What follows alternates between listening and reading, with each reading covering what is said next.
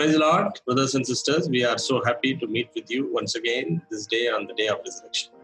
సహోదరులందరూ కూడా దేవుని నామమున శుభాలు తెలియజేస్తున్నాం. మరొకసారి ప్రభు దినం మిమ్మల్ని అందరం కలుసుకోవడం ఎంతో సంతోషంగా అనిపిస్తుంది. It's been a great pleasure to meet you and also to communicate from the Word of God for the edification of your life and our lives. మరొకసారి మనందరం కూడా కలుసుకొని మీ యొక్క మా యొక్క ఆత్మీయ ఎదుగుదల కొరకు వాక్యం పంచుకోవడం ఎంతో సంతోషకరం. Just because I am sharing the word, I am not superior to you in any way, but I also, while sharing the word, try to learn the finer points, whatsoever God wants to teach me. వాక్యం బోధించిన మాత్రంలో మీకంటే ఏదో గొప్పవారం అని కాదు, కానీ బోధిస్తున్న సమయంలో కూడా దేవుడు నేర్పించే కొన్ని విషయాలు మేము కూడా నేర్చుకుంటాం. It has been the Lord's will that He had to bring me and shape me to such a condition so that I should communicate the word of God, but nevertheless it was not of my own interest to push myself forward to preach the word of God. అయితే దేవుని వాక్యం బోధించాలి, ఈ రీతిగా బోధించాలని చెప్పేసి దేవుడు తను ఎన్నుకొని ఏర్పరచుకొని ఈ రీతిగా ముందు నడిపిస్తూ వచ్చాడు, కానీ మా అంతటి మేమే ఇట్లా రావాలని చెప్పి మా ఉద్దేశం కాదు ఇది. And however, with all our limitations, God is also giving His grace in communicating His word since past 1.5 months, and we will look forward to the Lord for the future ministry as well. అయితే గత 1.5 నెలలుగా అనేకమైన హద్దుబాట్లు ఉన్నప్పటికీ కూడా దేవుడు తన వాక్య పరిస్థితి విషయంలో ఆ రీతిలో సహాయం చేసి ముందు నడిపిస్తున్నాడు. భవిష్యత్ పరిస్థితి కొరకు ప్రార్థన చేద్దాం. We sincerely covered your prayers for our ministry that we may be able to do the will of God and to do the work of God without anticipating anything. మిమ్మల్ని అందరినీ కూడా కోరే ఒకే విషయం ఏంటంటే దేవుని యొక్క చిత్తంలో, దేవుని యొక్క చిత్తానుసారంగా ఈ పరిసరంలో మేము ముందుకు కొనసాగాలని ఆశపడుతున్నాం, ఏమీ ఆశించకుండా. So therefore, kindly pray for us. కాబట్టి దయచేసి మా కోసం ప్రార్థన చేయండి. Today afternoon's meditation, we will turn to Proverbs chapter 27 and verse 1. ఈ మధ్యాహ్న కాల ధ్యానం కొరకు 26వ అధ్యాయం సామెతల గ్రంథము 27వ అధ్యాయము 1వ వచనం చూసుకుందాం. 27 and verse 1. 27:1 చూసుకుందాం. What do we read some here, that boast not thyself of tomorrow, for thou knowest not what a day may bring forth.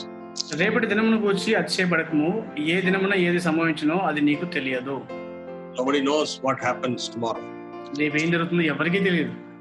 Kindly turn with me to James chapter 4 and verse 14. We are not reading the whole verse. I'll read only one part of the verse.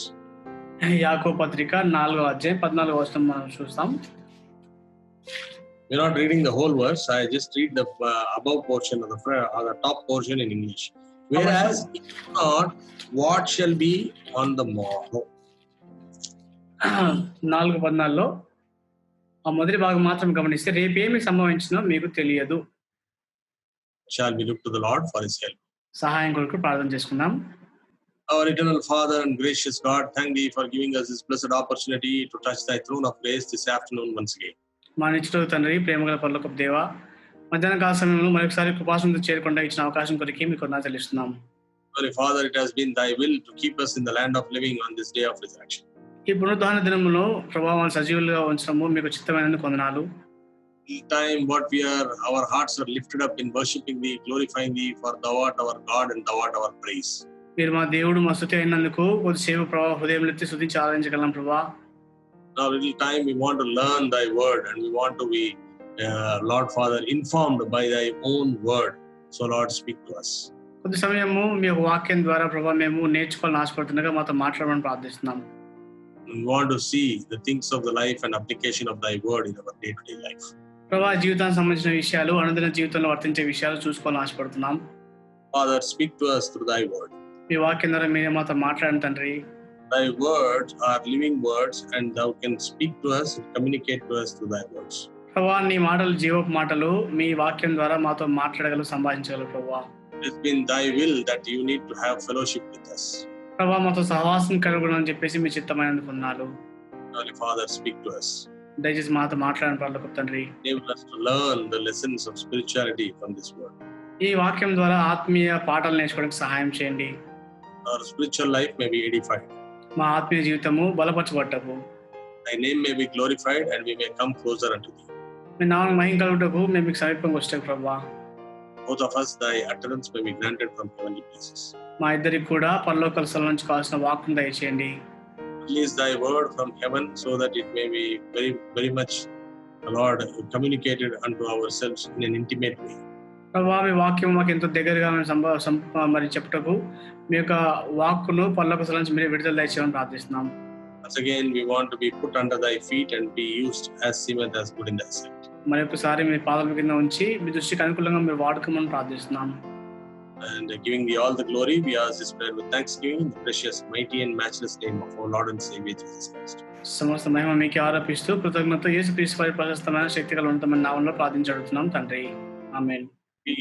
We really and very certainly we live in a most temporous world. నిజంగా చూస్తే ఏ మాత్రం నిశ్చయిత లేని చాలా తాత్కాలికమైన లోకంలో జీవిస్తున్నాం మనం. We live in temporal world and we cannot say what is going to happen tomorrow. ఎంతో తాత్కాలికమైన లోకంలో జీవిస్తున్నాము. రేపు ఏం సంభవిస్తుందని చెప్పలేకపోతున్నాం. Couple of days ago, we have seen on 7th of May, the city of Vizag rose up with the bath of death, and death was knocking at the door of every house. 2 దినాల క్రితం మనం గమనిస్తే విశాఖపట్నంలో ఆ యొక్క సంఘటన సంభవించినప్పుడు మరణం అనేది ప్రతి ఒక్క గృహాన్ని దర్శించేది మనకు కనిపిస్తుంది అక్కడ. And they just got up in the morning and death encountered them. ఉదయం లేచిన వెంటనే మరణం మనకు సంభవిస్తూ వచ్చింది, వాళ్ళు తాకుతూ వచ్చింది. How rightly the word says that thou knowest not what a day may bring forth. కాబట్టి దేవుని వాక్యం ఎంత స్పష్టంగా చక్కగా రాయబడింది. ఏ దినం ఏం సంభవించినా మీకు తెలియదని చెప్తూ వచ్చిన అక్కడ. Man builds so many castles around his thoughts and around his imaginations and around in his world, but he does not know that he lives in a most temporal world. మానవుడు ఎంతో తన ఊహల్లో, కళల్లో, తన జీవితంలో ఎన్నో కోటలు కట్టేసుకుంటాడు, కానీ ఎంత తాత్కాలికమైన లోకంలో జీవిస్తున్న ఏమాత్రం ఊహించాడు ఒకసారి కూడా. The death was crying at practically every house in that village in Visakhapatnam. విశాఖపట్నంలో ఆ ఊర్లో చూస్తే ఆ మరణం అనేది ప్రతి తలుపు తడుతూ వచ్చింది అక్కడ. As we have read in James chapter 4 and verse 14, we have seen in the second portion it says like this: what is your life? It is even a vapor that appeareth for a little time and then vanisheth away. 4:14 మీ జీవం ఏ పాటిది, మీరు కొంతసేపు కనబడి అందులో మాయమైపోవు ఆవిరి వంటి వారి అని రాయబడుతూ వచ్చింది. We have so many plans for our life, but it is like a vapor. జీవితం గురించి ఎన్నో ప్రణాళికలు వేసుకుంటాం, కానీ అవన్నీ కేవలం ఆవిరి వంటిది అని చెప్తున్నాడు అక్కడ. It is terribly upsetting when you think about this thing if you are not a believer. మనం విశ్వాసులు కాకపోతే ఇవన్నీ ఆలోచించినప్పుడు మనకు కొంచెము విస్మయం కలుగుతుంది. But you cannot digest this fact. జీర్ణించుకోలేం చెప్పాలంటే ఇవన్నీ కూడా. But this is a reality of life. అయితే జీవితాన్ని గురించిన వాస్తవం ఇది. The life of a man is so fragile. మానవ జీవితం ఎంతో దుర్బలం అని చెప్పొచ్చు. And Bible says that he is like a vapor. ఒక ఆవిరి వంటి వాడని బైబిల్ చెప్తుంది. Even a vapor that appeareth for a little time and then vanisheth away. అంతలో కనబడి కొంతసేపు కనబడి అంతలో మాయమైపోయి ఆవిరి వంటిదని చెప్తుంది అక్కడ. That's a very serious thing. You need to think about it. చాలా తీవ్రమైన విషయం, మనం ఆలోచించాలి దీని గురించి ఒకసారి. Know not what is there in store for us the very next moment. మరో క్షణం మనకి ఏం జరుగుతుందో మనకి ఏమాత్రం తెలియదు కూడా. But we try to build so many castles in our imaginative world. మనమైతే మన ఊహాలోకంలో ఎన్నో కోటలు కట్టేసుకుంటాం.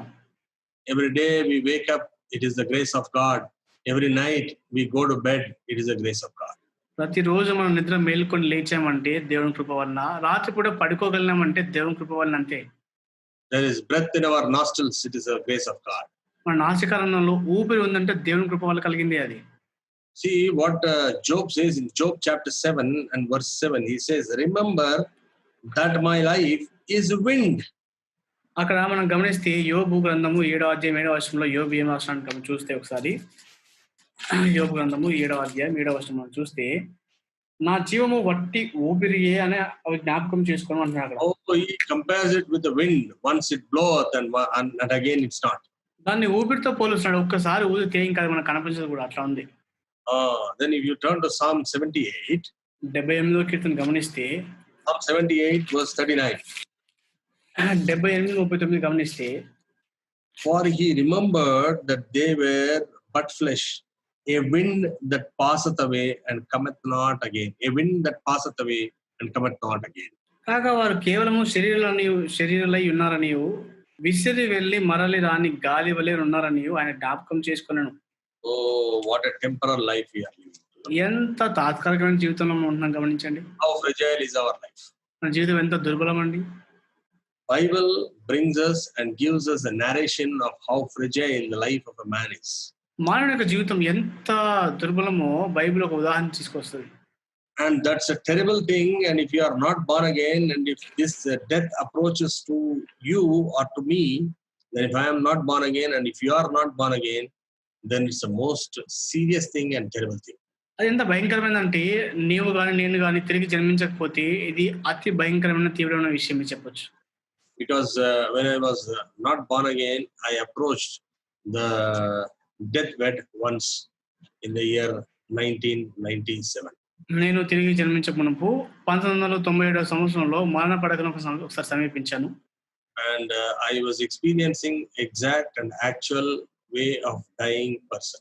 ఒక వ్యక్తి చనిపోయే ముందు ఏం జరుగుతుందో ఆ నిజమైన అనుభవం అనుభవించాను నేను. I have experienced everything. ఆ అనుభవం అంతా కూడా అనుభవించాను అక్కడ. Because I was well informed and brought up in a Christian family, I knew that I was not born again, and I prayed a sinner's prayer in the deathbed. నేను క్రైస్తవ కుటుంబంలో పెరిగాను కాబట్టి అన్ని విషయాలు చిన్నప్పటి నుంచి బోధించబడ్డాను. ఆ మరణ పడకలో నేను ఒక పాపి ప్రార్థన చేస్తూ వచ్చాను అక్కడ. Then God saved me, and miraculously God restored my life. ఆ ఒప్పుకోలు ప్రార్థనలో దేవుడు నన్ను అద్భుతమైన రీతిగా రక్షించి తిరిగి నన్ను సమకూర్చాడు. And if you are not born again and death is approaching you, it's a most terrible thing, beloved. Let me tell you with experience. కాబట్టి తీవ్రమైన చెప్పే విషయం ఏంటంటే నువ్వు తిరిగి జన్మించకపోతే చాలా భయంకరమైన విషయం, అది అనుభవం చెప్తాను. Whatever we see, the seen things are temporal. మనం చూసేవన్నీ కూడా తాత్కాలికమే. Everything is temporal, and nothing can withhold us, and nothing can deliver us from this kind of temporal life. సమస్తము తాత్కాలికమే. ఈ తాత్కాలిక జీవితం నుంచి మనం దేని విడిపించలేదు, ఏమి మనం ఆపలేదు కూడా. Apostle Paul, writing to the Corinthian church in 2 Corinthians chapter 4 verse 18, he says, while we look not at the things which are seen, but the things which are not seen, for the things which are seen are temporal, but the things which are not seen is eternal. అక్కడ గమనిస్తే అపోస్తలుడైన పౌలు 2 కొరింథీయులకు రాసిన పత్రిక 4వ అధ్యాయం 17వ వచనంలో ఏమంటారంటే, మేము దృశ్యమైన వాటిని చూడక అదృశ్యమైన వాటిని నిదానించి చూస్తున్నాము కనుక అంటున్నాడు అక్కడ. The seen things are temporal. అక్కడ 18వ వచనం చివరి భాగం గమనిస్తే, ఏలయనగా దృశ్యమైనవి అనిత్యములు. Everything is temporal, beloved. చూసేవన్నీ కూడా అనిత్యములే, తాత్కాలికమైన. In a few moments from now, I would like to throw some light on things which we think that it is permanent, but it happens to be very temporal, and I am afraid that nothing is permanent in this world. మనము శాశ్వతం అనుకునే వాటి గురించి అవి ఎంత తాత్కాలికమైనవో, లోకంలో శాస్త్రమైనవి ఏవి లేవనే విషయాల గురించి కొన్ని నిమిషాలు మనం చూసుకుందాం. దాని గురించి We live in a temporal world. చాలా తాత్కాలికమైన లోకంలో జీవిస్తాం మనం. That which is visible is temporal. దృశ్యమైనవన్నీ కూడా అనిత్యములే.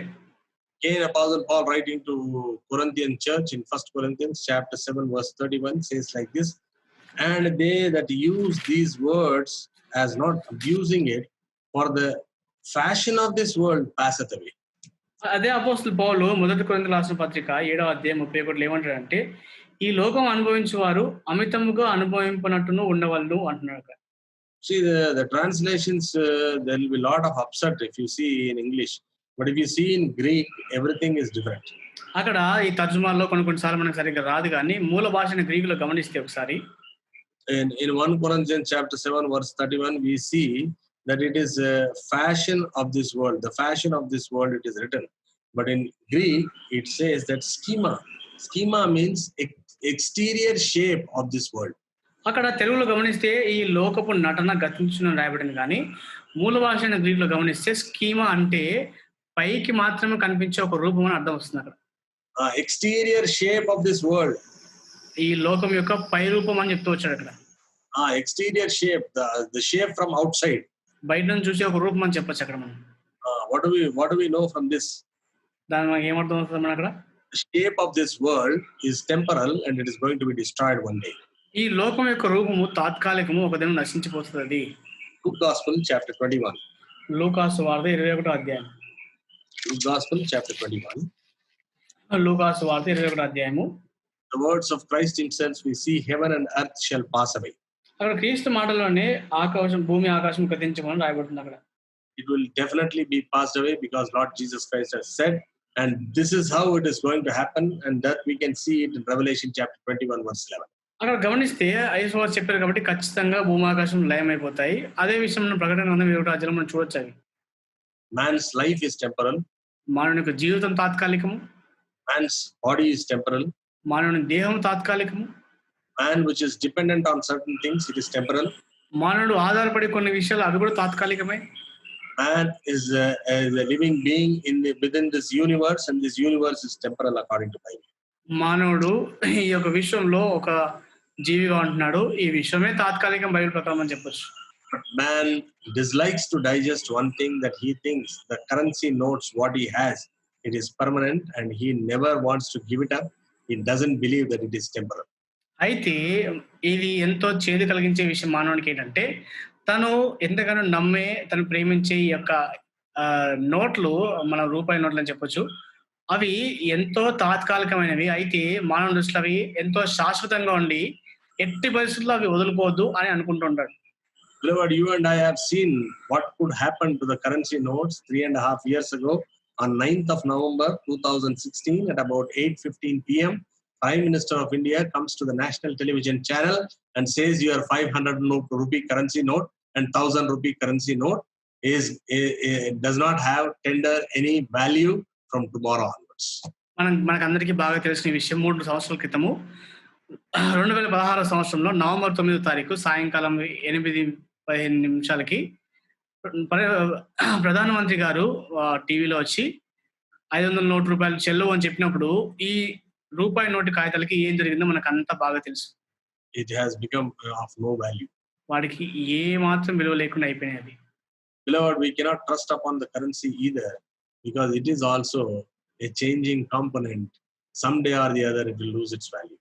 మనము మన డబ్బును కూడా, మన రూపాయి నోట్లు కూడా ఏ మాత్రము నమ్మలేము. ఎందుకంటే అది కూడా మారిపోయే పదార్థంగా ఏదో ఒక రోజు ఈ లోకంలో మారే విషయంగా కనిపిస్తుంది మనకు తాత్కాలికంగా. Turn with me to James chapter 5 once again. మరి ఒకసారి యాకోబు పత్రిక 5వ అధ్యాయం చూసుకుందాం ఒకసారి. James and chapter 5. యాకోబు పత్రిక 5వ అధ్యాయం 5 and verse 3. 5వ అధ్యాయం 3వ వచనం. Your gold and silver is cankered, and the rust of them shall be witnesses against you. మీ బంగారంలో మీ వెండి తుప్పు పట్టినవి, వాటి తుప్పు మీ మీద సాక్ష్యముగా ఉండి అగ్ని వలె మీ శరీరంలో తినివేయును. It is truly unbelievable if somebody comes and tells you that silver and gold which will get into rust or corrosion. అదే ఈ యొక్క వెండి బంగారంలో తుప్పు పడతాయి అంటే నమ్మలేము కూడా మనం ఆ విషయం. But there is certain things which even science has to accept, which has been clearly mentioned in the Bible. అయితే బైబిల్లో రాయబడిన విషయాలు కొన్నిసార్లు సైన్స్ కూడా ఒప్పుకోవాల్సింది కొన్ని విషయాలు. In the end times, when God is going to destroy this world, ఆ యొక్క అంత్య దినాల్లో దేవుడు లోకం నాశనం చేయబోతున్నప్పుడు, according to Revelation chapter 6 and verse 12. ప్రకటన గ్రంథము 6వ అధ్యాయం 12వ వచనం మనం గమనిస్తే, Revelation chapter 6 verse 12. 6:12 గమనిస్తే, and beheld when he had opened the 6th seal, and to be there was a great earthquake, and the sun became black as sackcloth as hair, and moon became as blood. ఆయన 6వ ముద్రను విప్పినప్పుడు నేను చూడగా పెద్ద భూకంపం కలిగెను, సూర్యుడు కంబలి వలె నలుపాయను, చంద్రబింబమంతయు రక్తవర్ణమాయను. If I would like to explain it very briefly, because it is a huge subject if I start this, but I'll try to explain it as brief as possible. ఇది ధ్యానించడానికి చాలా పెద్ద అంశము కాబట్టి క్లుప్తంగా ఒక మాటలో చూడాలంటే దీన్ని గమనిస్తే, when this earthquake is talking about earthquake, it occurs to the 1/3 of the whole earth. ఇక్కడ భూకంపం అని చెప్పినప్పుడు ఈ భూమి అంతట్లో కూడా 3వ భాగం సంభవించే విషయం ఇది. That means it triggers this earthquake across the globe. అంటే ఈ భూకంపము ప్రపంచ వ్యాప్తంగా వస్తుంది. When this earthquake, the original language in Greek, it says seismos. From this very word seismos, the English word seismography has come, with which the earthquake is measured. అయితే ఈ యొక్క భూకంపానికి మూల పదమైన Greek భాషలో సైస్మోస్ అనే పదం వాడుతూ వచ్చారు. దాని నుంచి ఇంగ్లీష్ భాషలో సీస్మోగ్రఫీ అంటే భూమి యొక్క కదలికలను చూసే ఒక ప్రక్రియను వాళ్ళు చెప్తూ వచ్చారు అక్కడ. The whole 1/3 part of the earth is quaked across the continents, across the countries over the globe. What happens is it triggers the volcanic eruptions.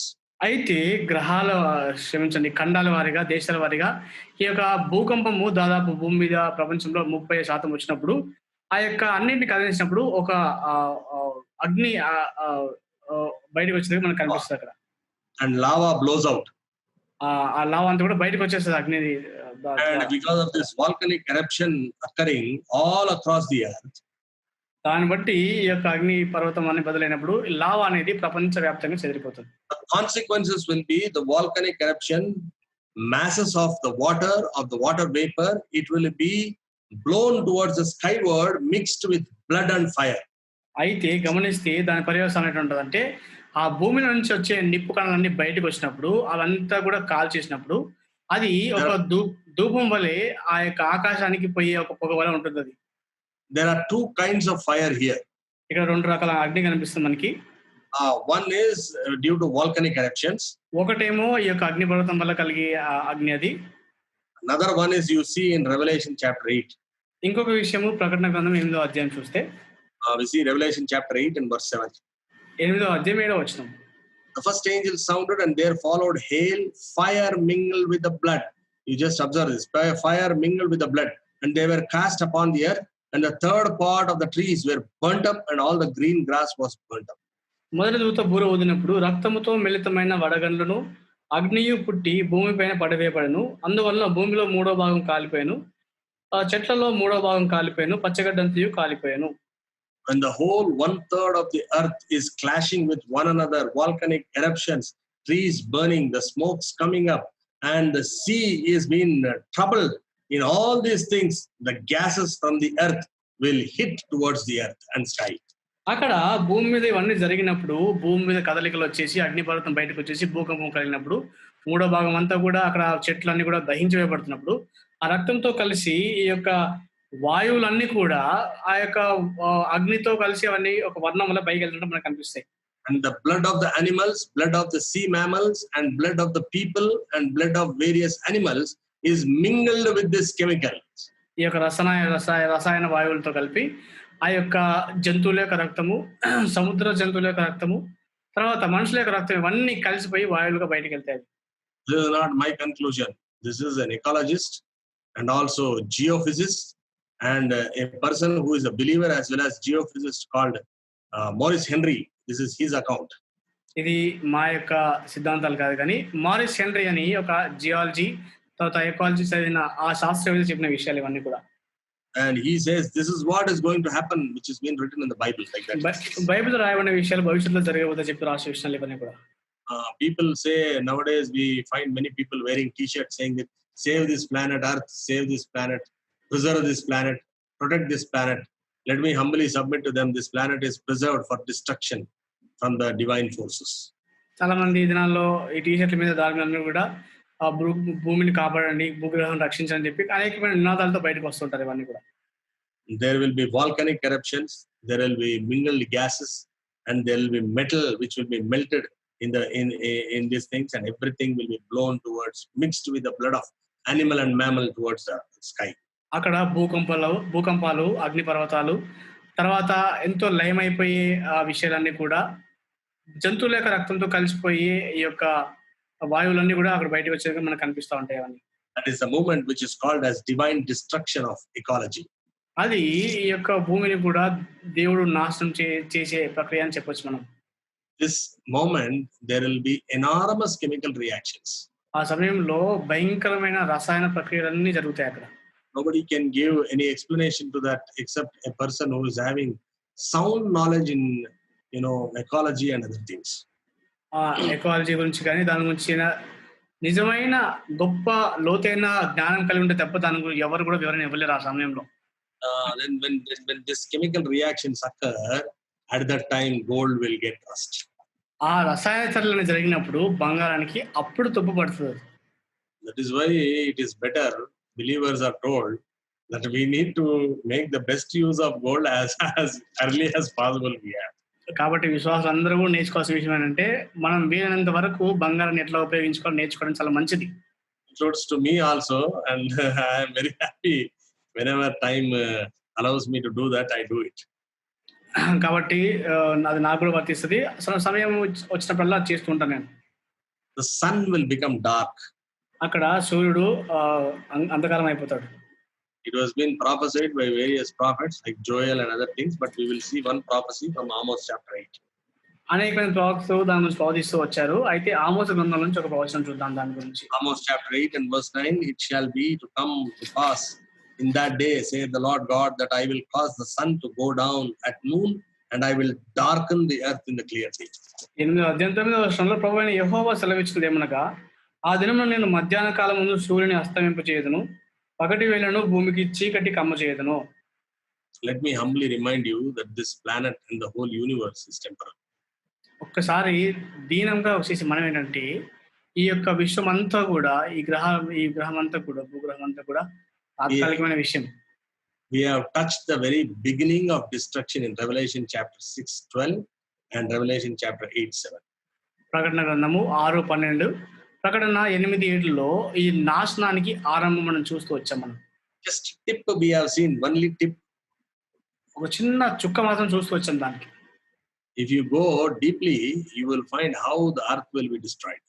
లోతుగా వెళ్తే భూమికి ఇంకా నాశనము ఎంత గొప్ప స్థాయిలో జరుగుతుందో మనకు అర్థం. There is a day going to come that there would not be any mountain left on the whole universe. The whole earth will become flat.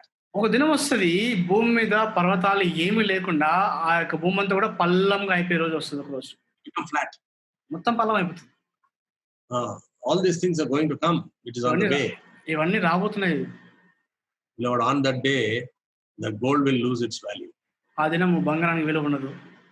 Rich person will lose his honor and his dignity. ధనవంతులకి ఆ ఘనత మర్యాదలు ఏమి ఉండవు అక్కడ. If you deeply study Revelation chapter 6, you say that they will go under the mountains and they want the mountains to come and cover them. ప్రకటన గ్రంథం 6 లోతుగా చదివితే పర్వతాల దగ్గరికి వెళ్ళి వాటిని మా మీద పడమని చెప్తారు వాళ్ళు. He says, verse 16 says that he said to the mountains and the rocks, fall on us, hide on us our faces from the one who sitteth on the throne, from the wrath of the Lamb. Who are these people?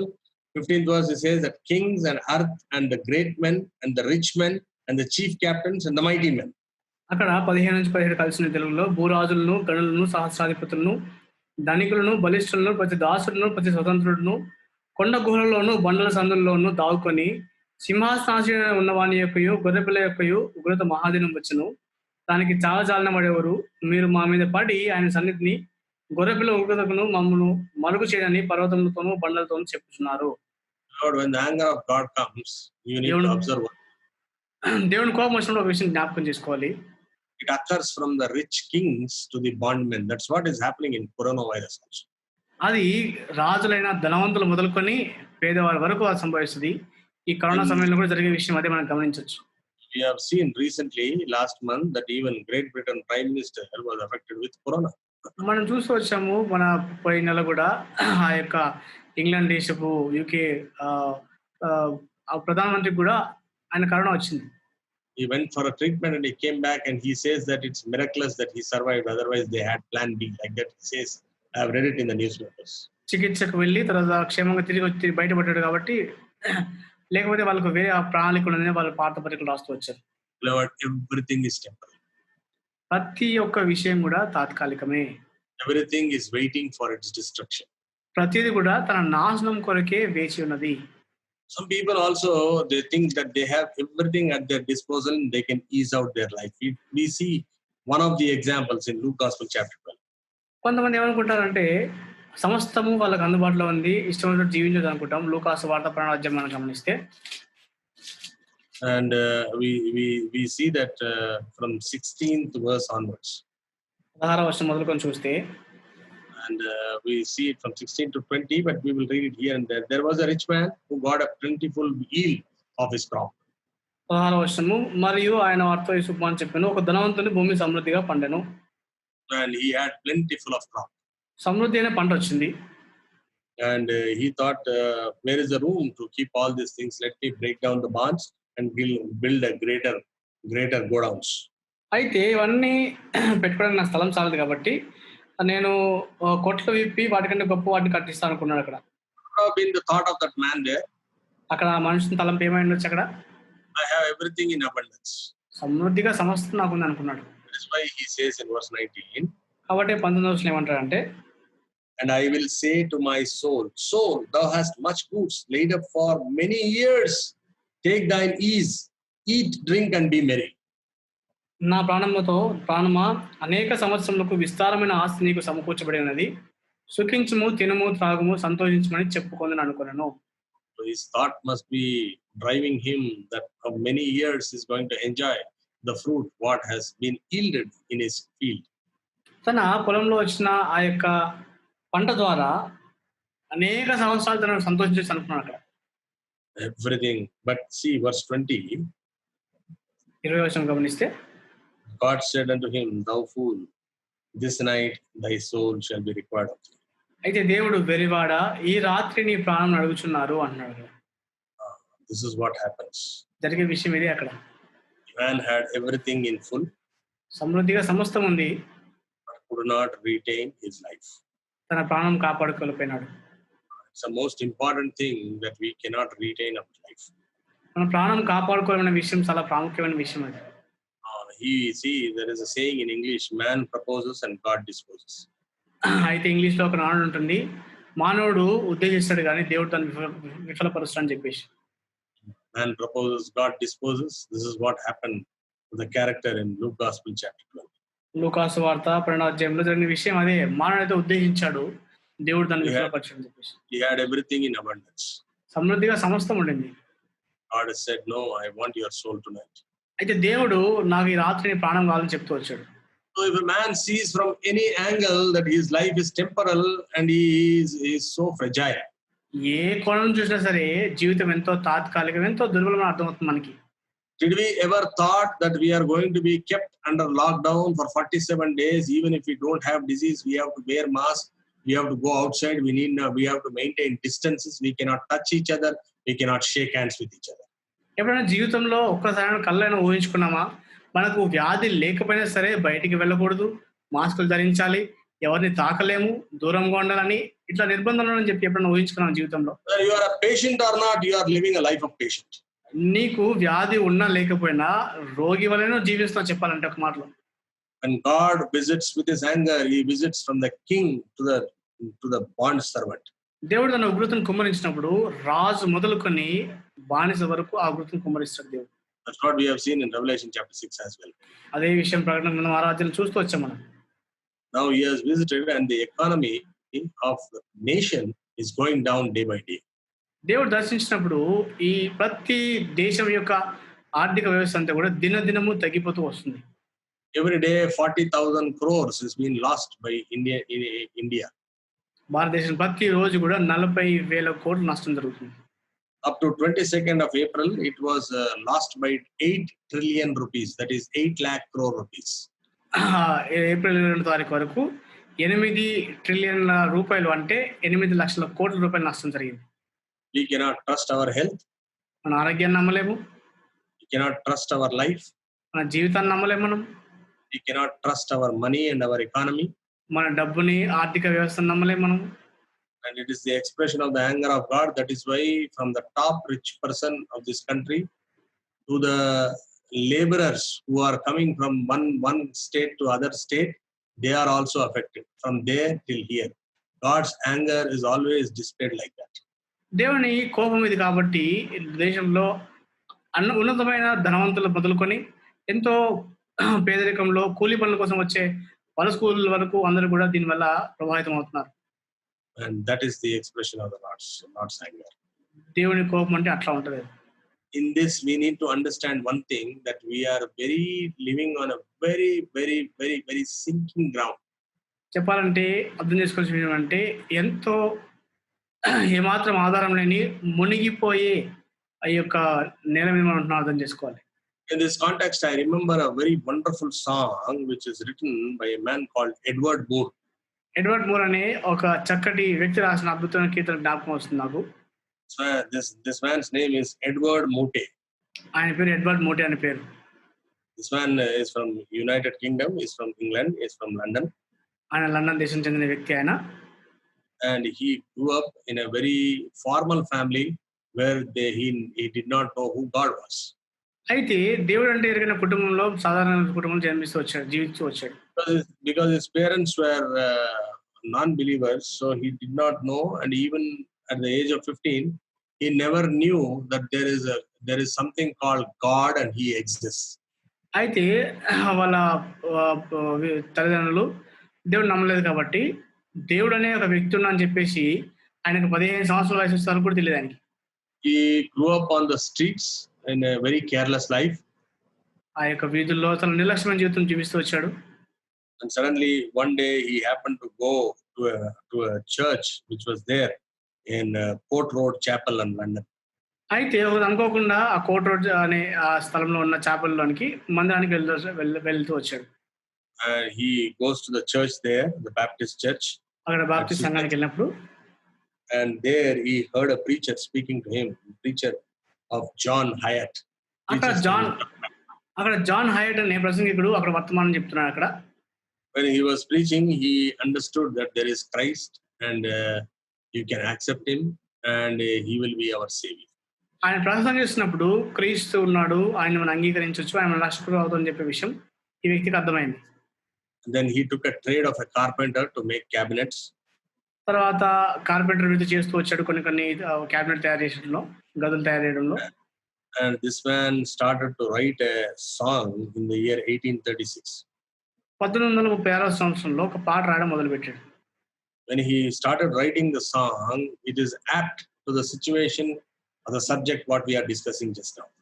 ఆ పాటకి మన ఇప్పటి వరకు చర్చిస్తూ వచ్చిన ఈ అంశానికి ఎంతో దగ్గర సంబంధమైన పాట అది. See what he writes, everything is temporary, so he writes, my hope is built on nothing less than Jesus' blood and righteousness.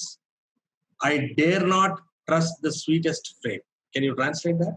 అయితే ఆయన ఏం రాసి వచ్చాడంటే, నా ఆధారం నిరీక్షణ అనేది యేసు ప్రభువు నీతి ఆయన రక్తం తప్ప వేరే ఆధారం ఏమీ లేదు నాకు అని చెప్తూ వచ్చాడు. I dare not trust the sweetest frame.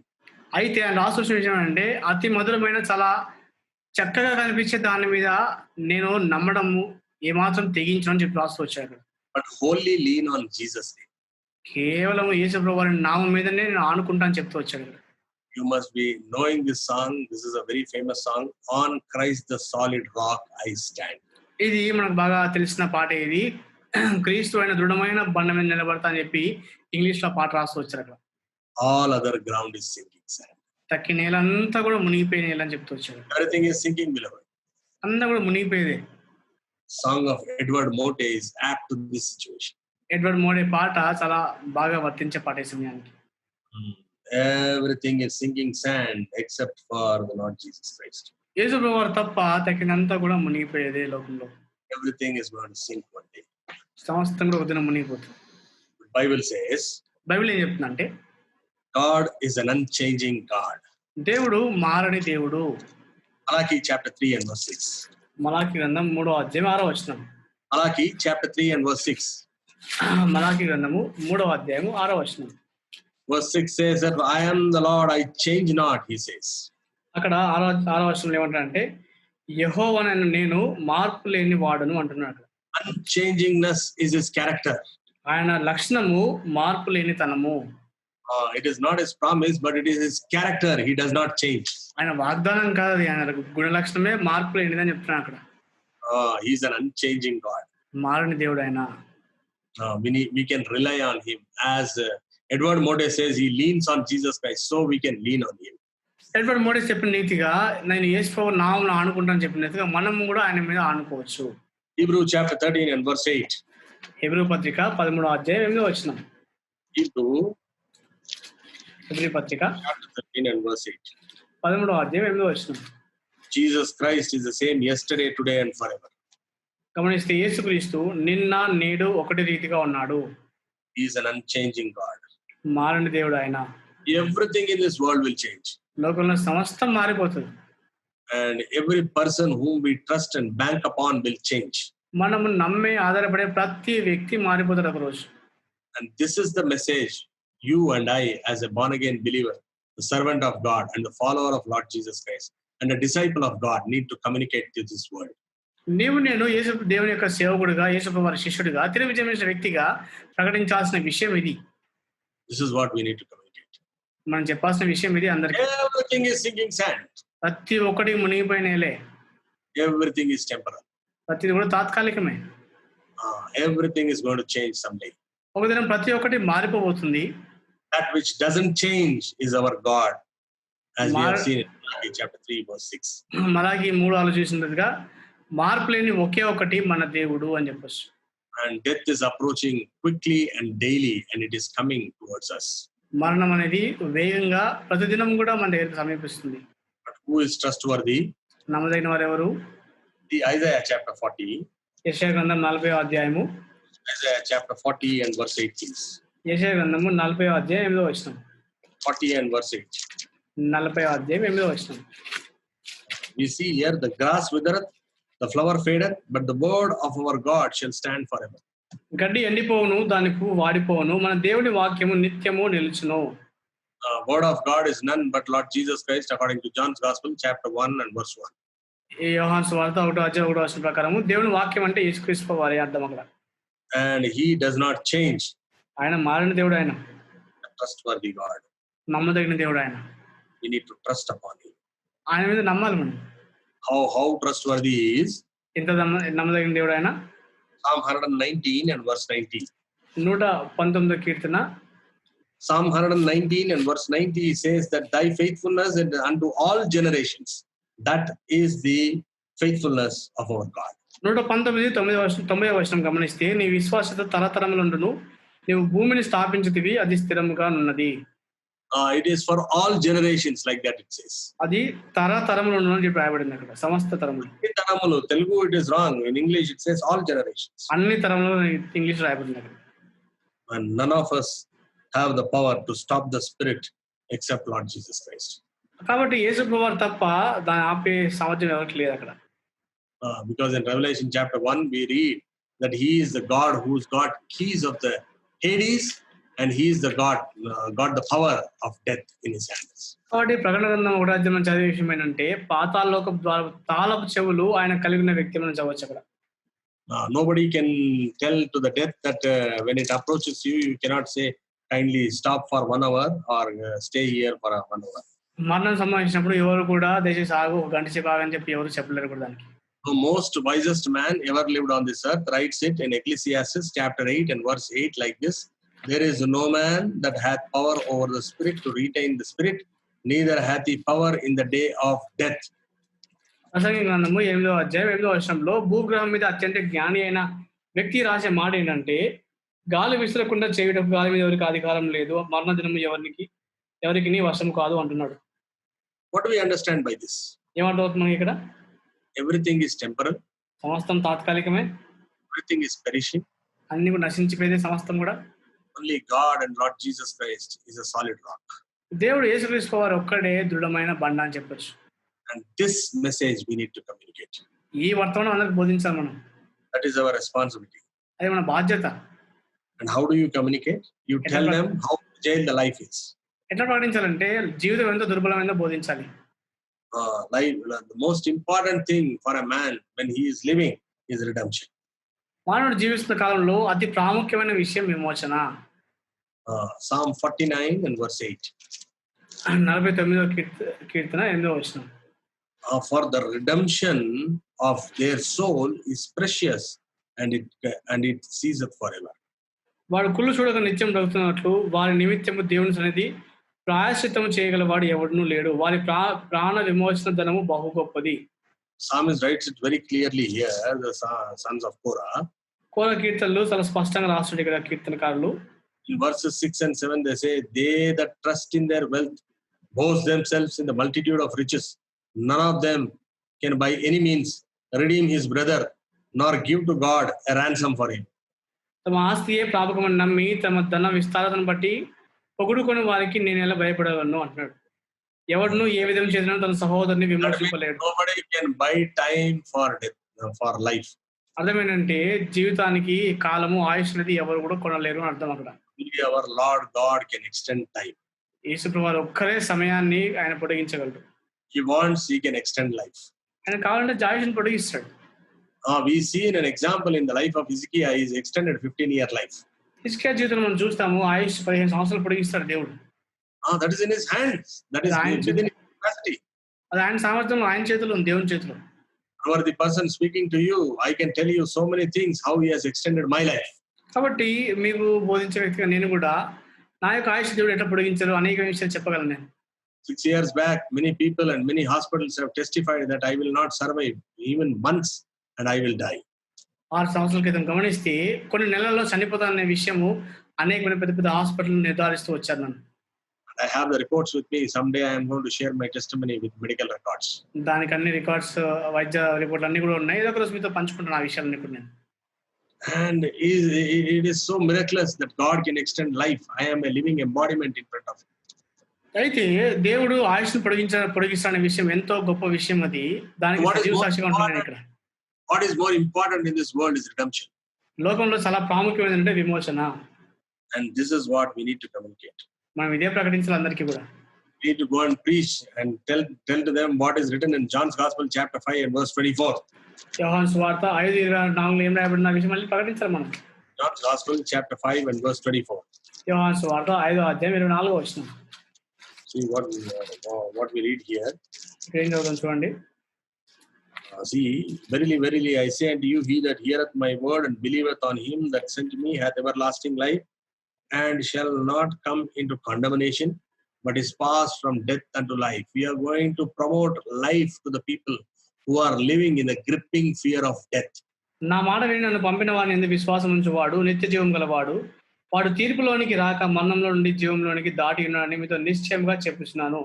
కాబట్టి మనము వారిని మరణంలో నుండి జీవంలోనికి దాటించే బాధ్యత మనకు అప్పచెప్పబడింది చెప్పాలంటే. This is our vocation. This is our job. This is our top priority thing. That is the reason I am speaking in this medium. That I do not know whoever wants to listen to it could may able to listen to it. ఇది మన వృత్తి, మన ప్రాథమికమైన పని, ఇది మన యొక్క బాధ్యత. కాబట్టి ఇది ప్రతి ఒక్కరు చేయాలి. కాబట్టి ఈ మాధ్యమం ద్వారా మీకు అందరికి చెప్తూ వస్తున్నాం. ఎవరైనా చూడండి నేర్చుకోండి. Realize that he is living in a most temporal world. ఎంతో తాత్కాలిక లోకంలో జీవిస్తానని చెప్పి మనం గుర్తు చేయాలి. మనం tell the man that this earth and this universe will pass away. ఈ భూమి విశ్వం అంతా కూడా గతించిపోతున్న విషయం మనం చెప్పాలి, ప్రకటించాలి. As it is created by a word, it will be uncreated one day by the word of God. ఒక దినం ఇదంతా కూడా ఒక మాట ఎట్లా కలిగిందో అదే రీతిగా ఒక దినము దేవుని యొక్క వాక్యం ద్వారా సమస్తం లయమైపోతుంది. ఒక దినం Lord, think about it. ఒకసారి ఆలోచించు పిల్లారా. Most important decision of your life you need to make today when you are alive. అయితే నీ జీవితంలో నువ్వు సజీవుడిగా ఉన్నప్పుడే నీ జీవితంలో ప్రాముఖ్యమైన నిర్ణయం చేస్తూ రావాలి. It's not important what you have earned and what is your social status and how much is your income and what is the number of your riches. నువ్వు ఏం సంపాదించుకున్నావు, నీ జీతం ఎంత, లేకపోతే నీ సామాజిక స్థాయి ఏంటి, ఇవన్నీ కాదు కానీ ప్రాముఖ్యమైన విషయాలు. See, Matthew's Gospel chapter 16 verse 26 says, for what is a man profited if he shall gain the whole world and lose his own soul? Or what shall a man give in exchange for his soul? మత్తయి సువార్త 16వ మనం గమనిస్తే ఒక మనుషుడు లోకమంతయు సంపాదించుకొని తన ప్రాణమును పోగొట్టుకుంటే అతనికి ఏమి ప్రయోజనము అని రాయబడింది. I want to draw a conclusion here. ఇక్కడ ఒక ముగింపు మాట చూస్తే a man cannot earn beyond world. ఒక వ్యక్తి లోకంలో ఉన్న దానికి అంతటికంటే ఎక్కువ సంపాదించుకోలేడు. But the word of God says even if he succeeds in doing so, but yet if he loses his soul, he is at loss. దేవుని వాక్యం ఏం చెప్తుందంటే ఒకవేళ లోకమంతా సంపాదించడానికి వీలైనప్పటికీ కూడా తన ప్రాణం పోగొట్టుకుంటే ఏం ప్రయోజనం అంటున్నాడు. That's a serious thing. చాలా తీవ్రమైన విషయం అది. You need to think about it. ఆలోచించాలి ఒకసారి దాని గురించి. It has two-way thought, that is your soul is more valuable than the whole riches of the world. లోకం అంతటి కంటే నీ ప్రాణం ఎంతో విలువైన విషయము. That is one. అదొకటి. Second thing is you earn the whole world, but yet you have lost your soul. It is of no use. లోకమంతా కూడా సంపాదించుకొని ప్రాణం పోగొట్టుకుంటే ఏమి ప్రయోజనం ఉండదు. You are called to preach this message to this dark world. ఈ అంధకార లోకానికి ఈ వర్తమానం ప్రకటించడానికి మనం అందరం పిలువబడ్డాం. Christ, when he was preaching on the Sermon on the Mount, he calls us the light of the world. యేసు ప్రభువారు ఆ యొక్క కొండ మీద ప్రసంగం చేసినప్పుడు మనందరినీ కూడా మీరు లోకానికి వెలుగని చెప్తూ వచ్చారు అక్కడ. Likewise, in conclusion, in Revelation chapter 1, he says the candlesticks in his hand is the church, which is called the candlesticks. అయితే ఆ ముగింపులో కూడా ప్రకటన గ్రంథంలో ఆయన చేతిలో ఉన్న ఆ దీపాలన్నీ కూడా సంఘం అని చెప్తూ వచ్చాడు అక్కడ. And this is the message we need to spread. మనము ప్రకటించాల్సిన వర్తమానం ఇది. The early Christian believers who lived before us in few centuries before us, they actually lived like that. మనకంటే కొన్ని శతాబ్దాల ముందు జీవించిన ఆది సంఘపు విశ్వాసులు అట్లా జీవిస్తూ వచ్చారు వాళ్ళు. A man called William Tyndale lived in between 1494 and 1536. ఒక వ్యక్తి విలియం టైండేల్ అనే వ్యక్తి 1494 మొదలుకొని 1536 సంవత్సరం వరకు జీవిస్తూ వచ్చాడు. He was a very brilliant boy and he went to Oxford in England for studies. అయితే ఎంతో తెలివైన వాడు ఇంగ్లాండ్ దేశంలో ఆక్స్‌ఫర్డ్ విశ్వవిద్యాలయానికి ఎళ్ళాడు చదువు కొరకు. In 1512, he applied for MA in theology. 1512లో ఆ థియాలజీలో ఎంఏ చేస్తూ వచ్చాడు. అప్లై చేశాడు. He finished in 3 years and he went to Cambridge again in the year 1517. అయితే అది ముగించుకున్న తర్వాత 3 సంవత్సరాల్లో తిరిగి 1517లో తిరిగి కేంబ్రిడ్జ్ విశ్వవిద్యాలయానికి ఎళ్ళాడు అక్కడికి. And in Cambridge, he does his higher studies for 4 years and he was expert in Greek and Hebrew. అయితే Cambridge విశ్వవిద్యాలయం చదివినప్పుడు ఆయన పై చదువులు ముగించుకున్నాడు. అప్పటికే గ్రీకు, హీబ్రూ భాషల్లో చాలా ప్రావీణ్యత పొందిన వ్యక్తిగా ఉంటున్నాడు. At that time, Roman Catholic Church was very powerful and it was persecuting Reformation Christians or Protestants. గమనిస్తే ఆ సమయంలో రోమన్ కథోలిక సంఘము చాలా అధికారంలో ఉంటూ ఈ యొక్క ప్రొటెస్టెంట్ అనే వాళ్ళని, లేకపోతే ఈ యొక్క ఉద్యమం తీసుకొచ్చిన వాళ్ళందరినీ కూడా వాళ్ళు హింసిస్తూ వచ్చిన వాళ్ళు. And if somebody goes against Pope or talks against the Holy Mother Roman Catholic Church, they will be burnt at stakes. అయితే పోపుకు విరోధంగా వ్యతిరేకంగా వెళ్తే, లేకపోతే పరిశుద్ధ మాతగా ఉన్న వ్యతిరేకంగా మాట్లాడితే వాళ్ళందరినీ కూడా వాళ్ళు కాల్ చేసే వాళ్ళుగా ఉంటున్నారు అక్కడ. But the day William Tyndale read Romans chapter 3 and verse 28, his life was transformed. అయితే విలియం టెండేల్ రోమపత్రిక 3:28 చదివినప్పుడు తన జీవితం మార్పు చెందింది అక్కడ. Romans chapter 3 and verse 28 says that therefore we conclude that a man is justified by faith without the deeds of law. అక్కడ 3:28 గమనిస్తే కాబట్టి ధర్మశాస్త్రమైన క్రియలు లేకుండా విశ్వాసం వల్లనే మనుషులు నీతిమంతులుగా తీర్చబడుతున్నారని ఎంచుచున్నాము అంటున్నాడు. But what was Roman Catholic Church doing? Catholic సంఘం ఏం చేస్తున్నారు? They were trying to sell forgiveness in the name of indulgences. అక్కడ క్షమాపణ వాళ్ళు అమ్మే వాళ్ళుగా ఉంటున్నారు. వాళ్ళకున్న ప్రక్రియలో They are going to promote 6 sacraments. 6 sacraments అనేవన్నీ వాళ్ళు చేస్తూ వచ్చారు వాళ్ళు.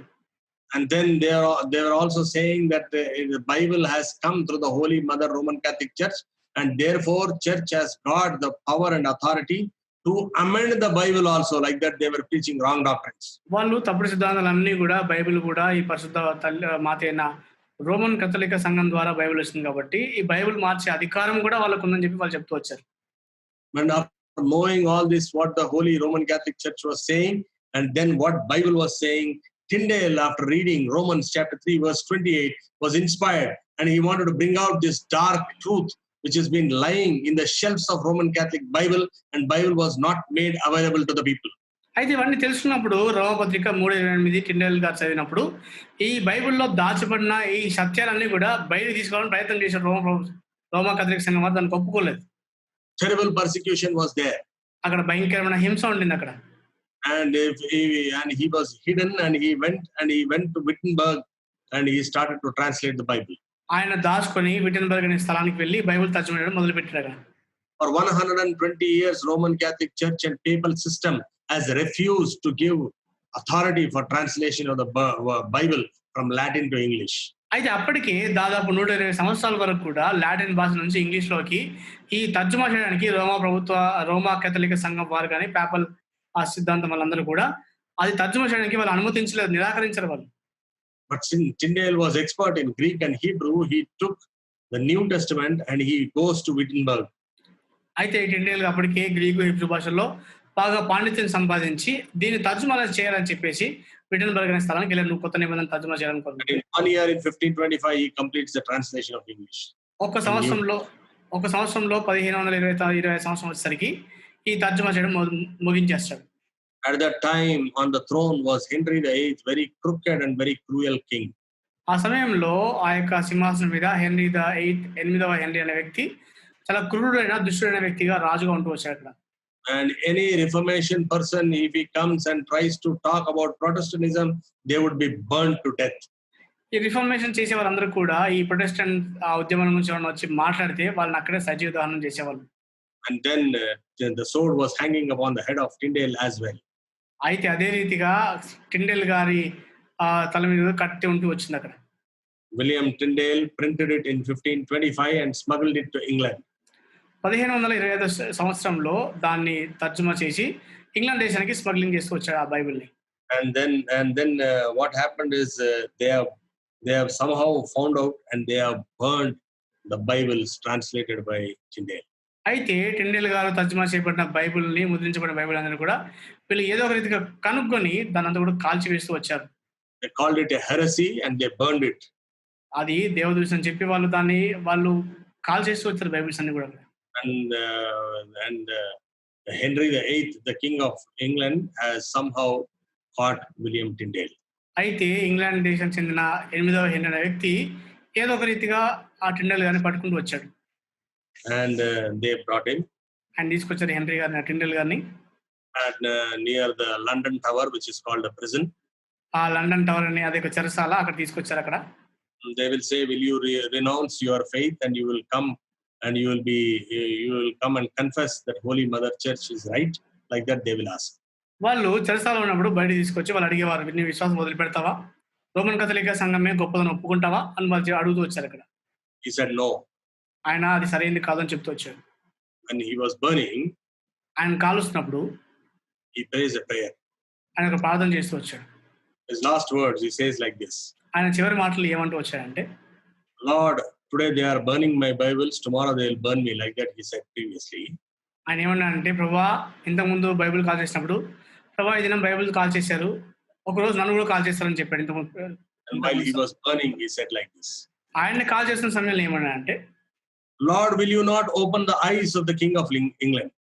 ప్రభువా ఇంగ్లాండ్ దేశపు రాజు కన్నులను తెరవవా ప్రభువా అంటూ ప్రార్థన చేస్తూ వచ్చాడు. Nothing happened, they burnt him. అక్కడ ఏం జరగలేదు కానీ ఆయన కాల్ చేశారు అక్కడ. After 2 years, 2 సంవత్సరాల తర్వాత the cruel King Henry gives an authorization that Tyndale Bible to be placed in every church in entire United Kingdom. ఆ యొక్క బ్రిటిష్ సామ్రాజ్యం అంతా కూడా ప్రతి సంఘంలో ఈ యొక్క టిండేల్ బైబిల్ అని చెప్పేసి అదే రాజు ఒక ఆజ్ఞ జారీ చేస్తూ వచ్చాడు. Never do we understand how prayers are answered? ప్రార్థనకు జవాబు ఎట్లా వస్తున్నాయో మనం గ్రహించగలమా ప్రియులారా? The conviction this man went to translate the Bible, Bible తర్జుమా చేయడం కోసం ఈయనకున్న ఒప్పింపు ఎట్లా ఉండిందంటే, get out the truth which was being hidden by the Holy Roman Church. ఆ రోమా సంఘం వారు దాస్తున్న సత్యాలన్నీ బయటకు తీసే ప్రక్రియలో And then he lost his life. తన ప్రాణాన్ని పోగొట్టుకున్నాడు అక్కడ. And he placed God on top. That's why his prayer was answered. దేవుణ్ణే ఉన్నతమైన ప్రథమ స్థానంలో ఉంచాడు కాబట్టి ప్రార్థనకు జవాబిస్తూ వచ్చింది అక్కడ. Today, every crooked fellow, every wicked fellow is saying that I am praying, nothing is happening for coronavirus. ఈ దినం ప్రతి ఒక్కరం కూడా నేను ప్రార్థన చేస్తాను చెప్తున్నాను కానీ ఒక్క కార్యము దేవుని కార్యం జరగట్లేదు ఇక్కడ. Why? ఎందుకు? Don't have the conviction like Tyndale. టిండేల్కున్న ఒప్పింపు మనకు లేదు. We don't have the conviction what they had at the early church. ఆది సంఘంలో ఉన్న వాళ్ళ పట్టుదల మనకు లేదు. In the 16th century, there was a queen who succeeded after Henry 3-4 kings, and then there is a queen whose name was Mary Tudor. గమనిస్తే 16వ శతాబ్దంలో 3వ 4వ హెన్రీ తర్వాత ఒక రాణి అక్కడ వెళ్తూ వచ్చారు. She has killed or martyred 283 Protestant Christians. దాదాపు 283 ప్రొటెస్టెంట్ క్రైస్తవుల్ని ఆమె చంపేసి హతసాక్షులు చేసింది అనేక మంది. Whoever preached, they used to call them gospelers. Whoever preaches this, they used to be burnt. వాళ్ళకి సువార్తికులను పేరు పెట్టారు. సువార్త చెప్పే వాళ్ళందరూ కూడా వాళ్ళు అక్కడ చంపేస్తూ వచ్చారు. They used to throw them in the uttermost dungeon with rats and other things will come and bite them and eat their flesh. They will throw them like that without food and water. అక్కడ చెరసాల్లో లోపల భాగాల్లో వేసినప్పుడు అక్కడ ఎలుకలకు వచ్చి వాళ్ళని కొరుక్కుని తినేవి. వాళ్ళకి ఆహారం లేకుండా ఉండే పరిస్థితులు. Yet the men lived with conviction. వాళ్ళు ఒక ఒప్పింపుతో జీవించారు వాళ్ళు. There was a man called Hugo Latimer who was there as a university chaplain. అక్కడ ఈ విశ్వవిద్యాలయంలో చాప్లిన్ లో ఉన్న హ్యూగో లాటిన్ అనే వ్యక్తి ఉంటాడు వచ్చాడు కదా. And he initially opposed the writings of Martin Luther and said this fellow is not right. Holy Roman Catholic Church only is right. ఆయన తన ఆరంభ దశలో రోమా కథలిక్ సంఘం వారే సరైన వారు, మార్టిన్ లూథర్ గారిని తప్పు అని చాలా చెప్తూ వచ్చాడు. Later on he read the whole thesis of Martin Luther. తర్వాత మార్టిన్ లూథర్ గారు రాసిన సిద్ధాంతం అంతా చదువుతూ వచ్చినప్పుడు he was convinced and he was born again. ఆయన ఒప్పించబడి రక్షించబడ్డాడు. The day he was born again, he started to oppose Pope and papal system. ఆయన తిరిగి జన్మించిన దినం మొదలుకొని పోప్ ని తర్వాత పేపల్ సిద్ధాంతాన్ని అంతా కూడా ఎదిరించడం మొదలు పెట్టాడు. You know what is the teaching of the Pope? Pope సిద్ధాంతం ఏంటో తెలుసా? బోధ ఏంటో తెలుసా? There is something called purgatory that means you are kept in the paradise on the request of the Pope. Purgatory అనే ఒక సిద్ధాంతం ఉంది. అంటే పోపు మనవి వలన నువ్వు పరదేశంలో ఉంచబడతావని వాళ్ళు చెప్తూ వచ్చారు. And if you give money, he can plead for your soul so that from purgatory you will go to the heavenly places. అయితే పోపుకి నువ్వు డబ్బులు ఇస్తే ఆయన చేసే ప్రార్థన మనవుల వలన ఆ పరదేశం నుంచి నువ్వు పరలోకానికి వెళ్ళిపోయే మార్గం వాళ్ళు కల్పిస్తారని చెప్తూ వచ్చారు. That is called indulgences. అవన్నీ కూడా ఇంటెలిజెన్స్ అనే పేరు పెడుతూ వచ్చారు దానికి వాళ్ళు. After a huge trouble on this subject for centuries, in recent years they have slightly modified that. కొన్ని శతాబ్దాలు ఎంతో భయంకరమైన చర్చ వాదనలు జరిగిన తర్వాత ఈ మధ్య కాలంలో దానికి కొంచెం మార్పులు చేస్తూ వచ్చారు వాళ్ళు. What is the change? ఏంటా మార్పు? Instead of money, they can recommend sainthood in indulgences, basing on works. అయితే డబ్బులకు బదులుగా ఈ యొక్క పరిశుద్ధులను వాళ్ళు అక్కడ చెప్పవచ్చు. దాన్ని బట్టి వాళ్ళ స్థలాలు మార్పుతని చెప్తూ వచ్చారు అక్కడ intelligence. For example, for Mother Teresa, they have said that they will give sainthood. అయితే ఒకసారి మనం గమనిస్తే మదర్ తెరీసాకి ఈ యొక్క పరిశుద్ధత అనే బిరుదు ఇస్తా అంటే వాళ్ళు చెప్తూ వచ్చారు. So they have recommended indulgence to Mother Teresa, therefore she will go to heaven, like that they say. వాళ్ళు ఏం చెప్పారంటే మదర్ తెరీసా గారికి ఈ యొక్క సెయింట్హుడ్ అనే సెయింట్ అనే పేరు పెడుతూ వచ్చారు కాబట్టి అది పరలోకానికి వెళ్ళొచ్చు అని చెప్పి వాళ్ళు బోధిస్తూ వచ్చారు అక్కడ. Hugo Latimer opposed this system completely and tried to bring out the Bible which was there in his hand. ఈ సిద్ధాంత ప్రక్రియ అంతటిని కూడా సంపూర్తిగా వ్యతిరేకిస్తూ తన చేతిలో ఉన్న బైబిల్ గురించి బోధించడం మొదలుపెట్టాడు హ్యూగో లాటిన్ గారు. In the year 1539, he was arrested and thrown inside the prison. 1539 సంవత్సరంలో ఆయన బంధించబడి చెరసాలలో వేయబడ్డాడు. Ill-treated, beaten, and is being ill-treated like anything for 7 years. దాదాపు 7 సంవత్సరాలు కూడా భయంకరమైన చిత్రవద, కొట్టడం ఇవన్నీ జరిగినాయి ఆయన కూడా. Later on, a Protestant sympathizing king, a small boy, a young man, came onto the throne called Edward VI, and he released him. అయితే తర్వాత సంవత్సరాలు గమనిస్తే 6వ ఎడ్వర్డ్ ఒక యవనస్తుడు ప్రొటెస్టెంట్ కి కొంచెం అనుకూలంగా ఉండే వ్యక్తి వచ్చి తన విడుదల బయట తీసుకొచ్చాడు. Hugo Latimer came to university and started preaching. Hugo Latimer బయటకు వచ్చి విశ్వవిద్యాలయంలో బోధించడం మొదలుపెట్టాడు. In the same place, there was another man called Nicholas Ridley. అదే స్థలంలో నికోలస్ రెడ్లీ అనే ఇంకొక వ్యక్తి ఉంటూ వచ్చాడు. He was a proctor or the officer of the University of Cambridge. Cambridge విశ్వవిద్యాలయంలో ఒక పదవిలో ఉంటూ వచ్చాడు, ఆఫీసర్ పదవిలో. He was a powerful preacher of gospels. సువార్తలు చాలా శక్తివంతంగా ప్రసంగించేవాడు. He opposed authority of papalism. ఈ యొక్క రోమా కథలిక సిద్ధాంతాన్ని ఎంతో వ్యతిరేకిస్తూ వచ్చాడు. The regime of Mary Tudor, both of them, Hugo Latimer and Nicholas Ridley, was arrested once again. Mary Tudor తన సామ్రాజ్యంలో ఆమె ఏలుతున్న ఆ సమయంలో వీళ్ళిద్దరిని నికోలస్ రెడ్లీ తర్వాత హ్యూగో లాటిమర్ ఇద్దరు కూడా మరి ఒకసారి బంధిస్తూ వచ్చారు, వాళ్ళు చెరసాలలో వేశారు. And they thrown them in the prison and ill-treated and tortured for several days. కొన్ని దినాలు వాళ్ళని చెరసాలలో వేసి చిత్రవద చేసి వాళ్ళని అవమానపరుస్తూ వచ్చారు. Before burning, the last words of Ridley Nicholas, we have to just throw our light on that. వీళ్ళని కూడా కాల్ చేశారు. వాళ్ళు కాలకు మునుపు నికోలస్ రెడ్లీ వ్యక్తి యొక్క చివరి మాటలు ఒకసారి ఆలోచిస్తే, Nicholas Ridley is speaking to Hugo Latimer, saying like this: "Be of good cheer, brother." ఈ నికోలస్ రెడ్లీ గారు హ్యూగో లాటిమర్ గారితో చెప్పిన మాట ఏంటంటే, సంతోషించు సహోదరుడు చెప్తూ వచ్చాడు. For God will either ease the pain of the flames or else strengthen us to endure the pain. దేవుడు ఈ యొక్క అగ్ని నుంచి వచ్చే బాధలను తగ్గించాడు, లేకపోతే వాటిని భరించడానికి సహాయం చేస్తాడని చెప్తూ వచ్చాడు. For that, Latimer replies to him, దానికి లాటిమర్ గారు ఏం జవాబు చెప్పారంటే, God is faithful. He will not let us to be tempted beyond what we can bear. దేవుడు నమ్మదగిన వాడు, మన సహింపదగిన దానికంటే ఎక్కువగా మనకు అనుమతించని చెప్తూ వచ్చారు. And the Ridley prays a last prayer. తర్వాత రెడ్లీ గారు చివరి ప్రార్థన చేస్తారు. Oh Heavenly Father, he says, ఓ పరలోకపు తండ్రి అంటాడు, I give you most hearty thanks, for you have called me to be faithful unto death. మరణం వరకు నమ్మకంగా ఉన్న నన్ను పిలిచినావు కాబట్టి నీకు ఎంతో హృదయపూర్వకంగా వందనాలు ప్రభువా అని చెప్తూ వచ్చాడు. Lord God, have mercy on England. ప్రభువా దేవా, ఇంగ్లాండ్ దేశం మీద కనికరం చూపించు. And save from all enemies. ప్రతి శత్రువు నుంచి విడిపించు ప్రభువా. They were both burnt, tied back to back. వాళ్ళిద్దరిని కూడా ఒకరి వెనకాల ఒకరిని ఇట్లా కట్టేసి వాళ్ళని ఒకేసారి కాల్స్తూ వచ్చారు. This was the prayer prayed by Ridley. Readily గారు చేసిన ప్రార్థన అది. England transformed into a great Christian country. England దేశము గొప్ప క్రైస్తవ దేశంగా మారిపోయింది. And it was, he said no to save it from our enemies. It was a superpower nation for hundreds of years. కొన్ని వందల సంవత్సరాలుగా ఆయన చేసిన ప్రార్థనకు జవాబుగా అది చాలా అనేక శక్తివంతమైన రాజ్యంగా, సామ్రాజ్యంగా ఉంటూ వచ్చింది.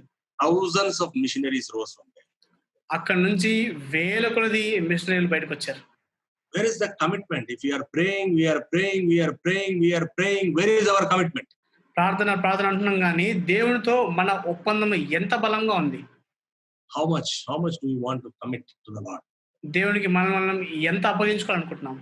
Prayer of Tyndale was answered. Tyndale గారి ప్రార్థనకు జవాబు వచ్చింది. Prayer of Ridley and Hugo Latimer was answered. Readily గారు, హ్యూగో లాటన్ గారు, వారి ప్రార్థనకు జవాబు వచ్చింది.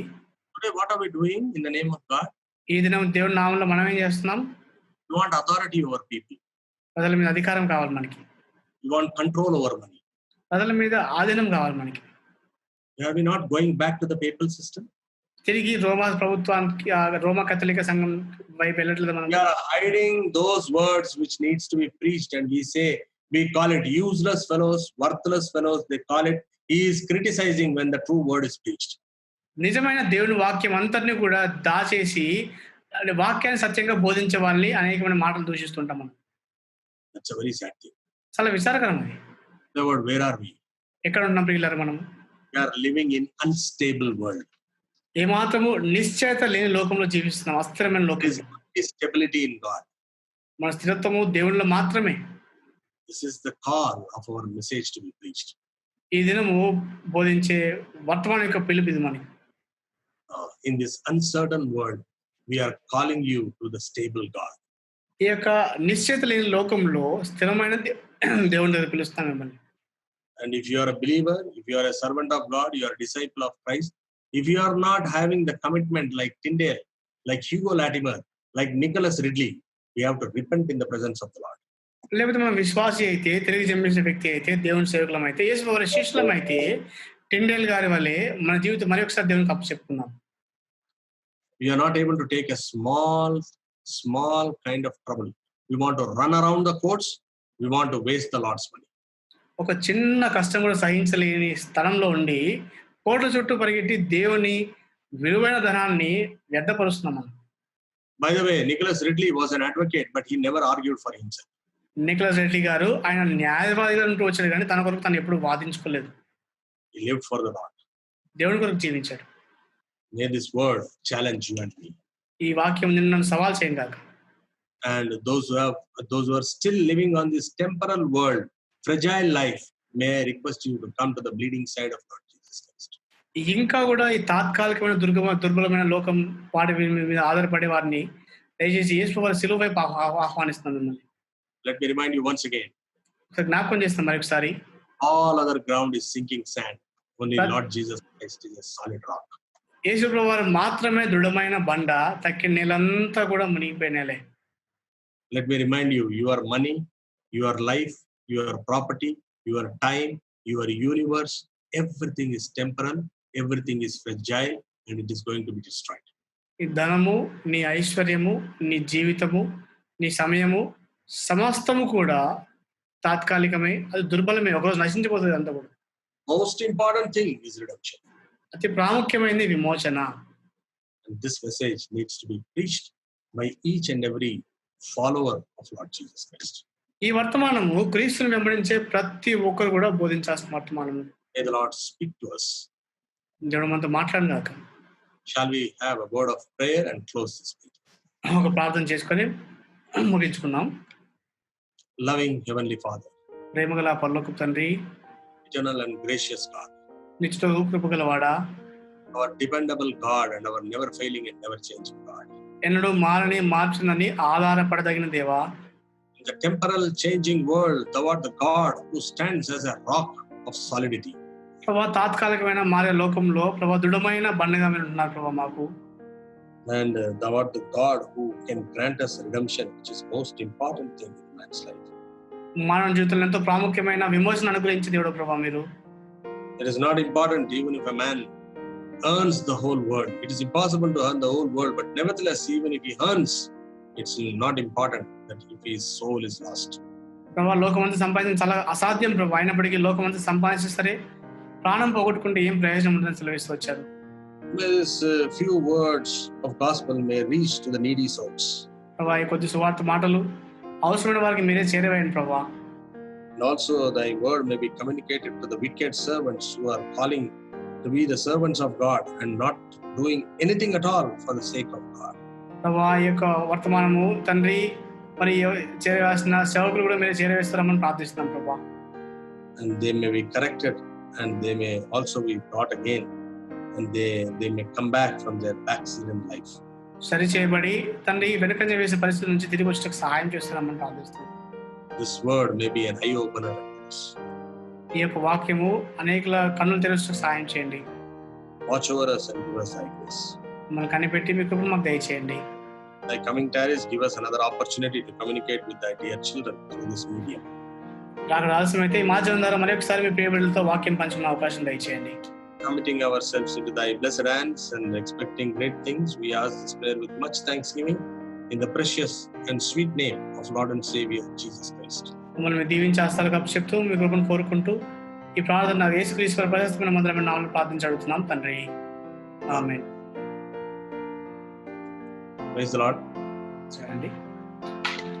Kindly share this video and also share it to as many as possible, because our effort is to communicate the true, uncontaminated and pure word of God.